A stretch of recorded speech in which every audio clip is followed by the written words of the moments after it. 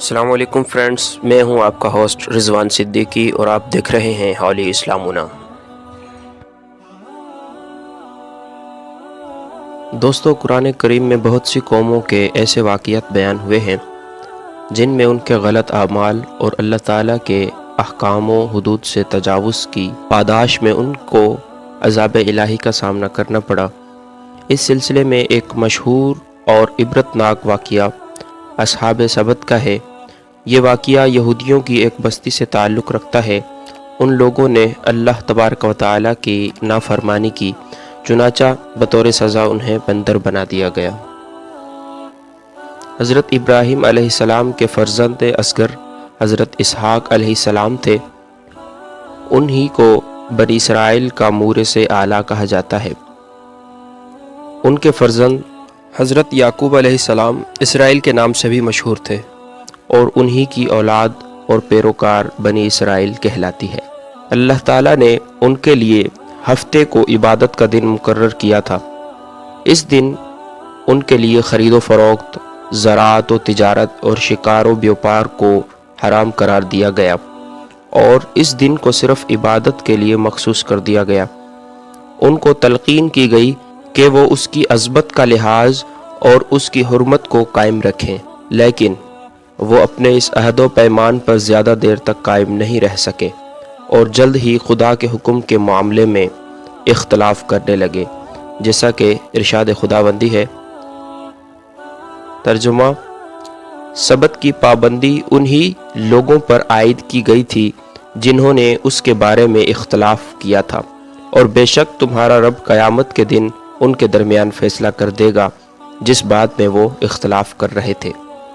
مطلب یہ کہ یہود کو ابتدا ہی میں حکم دیا گیا تھا کہ وہ جمعے کے دن کو اللہ کے مخصوص احکام کی بجا آوری کے لیے خاص کر لیں، لیکن انہوں نے اپنے نبی سے اس معاملے میں اختلاف کیا اور اسی بات پر مصر ہوئے کہ ہفتے کے دن کو مقرر کیا جائے۔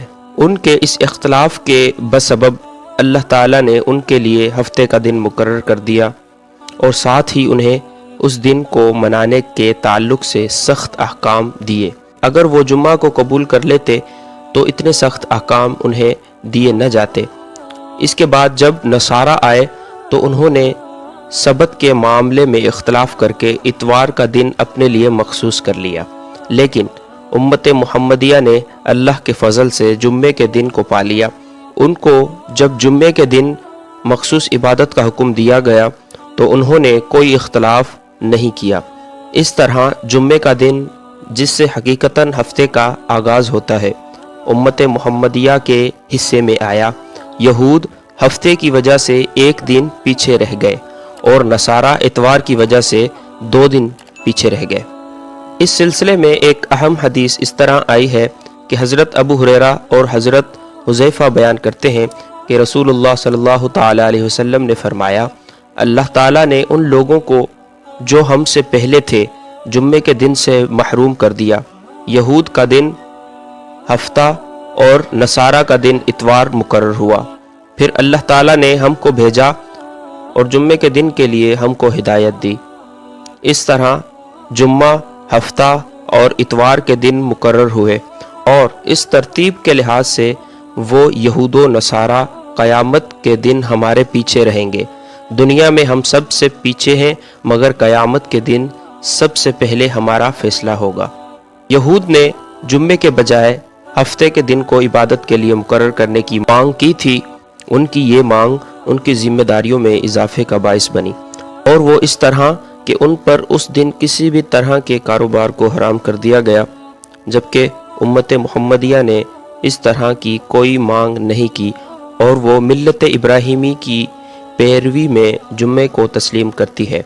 اس لیے اسلام نے جمعے کے دن کاروبار کے معاملے میں کسی طرح کی سختی نہیں رکھی ہے، البتہ صرف خطبہ و نماز جمعے کے وقت میں معاش کمانے سے روک دیا ہے، اور نماز سے فارغ ہونے کے بعد حلال روزی تلاش کرنے کی اجازت ہی نہیں بلکہ اس کی ترغیب بھی دی ہے۔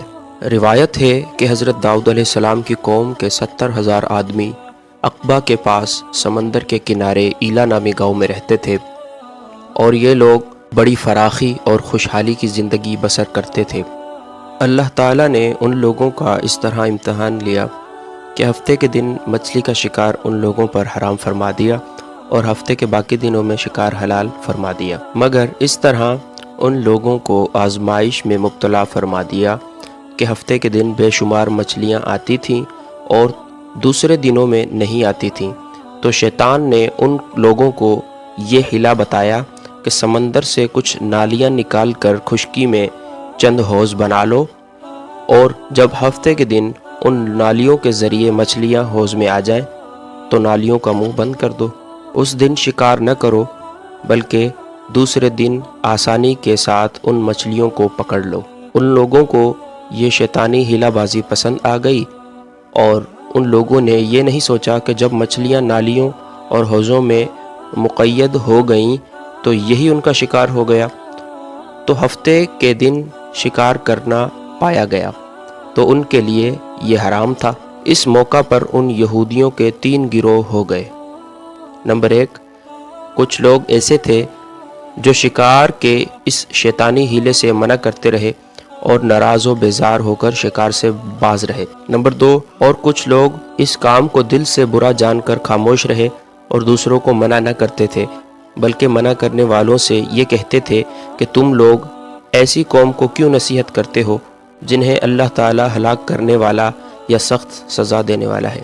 نمبر 3، اور کچھ وہ سرکش اور نافرمان لوگ تھے جنہوں نے حکم خداوندی کی اعلانیہ مخالفت کی اور شیطان کی حیلہ بازی کو مان کر ہفتے کے دن شکار کر لیا اور ان مچھلیوں کو کھایا اور بیچا بھی۔ جب نافرمانوں نے منع کرنے کے باوجود شکار کر لیا تو منع کرنے والی جماعت نے کہا کہ اب ہم ان معصیت کاروں سے کوئی میل ملاپ نہ رکھیں گے۔ چنانچہ ان لوگوں نے گاؤں کو تقسیم کر کے درمیان میں ایک دیوار بنا لی اور آمد و رفت کا ایک الگ دروازہ بھی بنا لیا۔ حضرت داؤد علیہ السلام نے غضبناک ہو کر شکار کرنے والوں پر لعنت فرما دی۔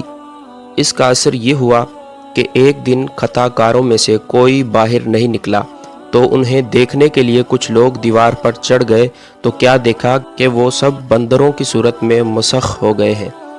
اب لوگ ان مجرموں کا دروازہ کھول کر اندر داخل ہوئے تو وہ بندر اپنے رشتہ داروں کو پہچانتے تھے اور ان کے پاس آ کر ان کے کپڑوں کو سونگتے تھے اور زارو زار روتے تھے، مگر لوگ ان بندر بن جانے والوں کو نہیں پہچانتے تھے۔